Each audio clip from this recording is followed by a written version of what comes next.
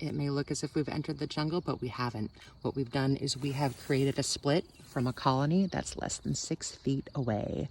You're gonna hear people, maybe even sometimes goats, say that if you're gonna create a split, you have to move it at least 2 miles or else you're gonna lose your entire workforce to the original location, and it's just not true. This is what you can do.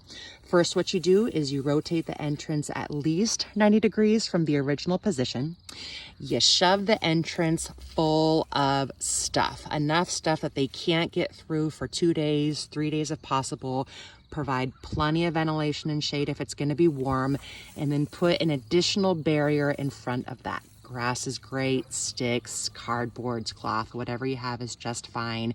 And what's going to happen is after 2 days, maybe 3 if you can, they're going to chew their way through this obstruction.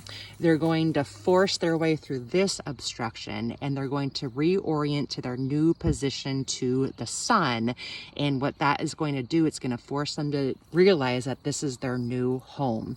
You are going to have some attrition of forager bees going back home. That's going to be totally normal. So what you do to counter that is when you're making your split, use frames of visibly emerging brood and shake in a couple extra frames of nurse bees. 1 or 2 frames is just fine. You don't need as many as 3.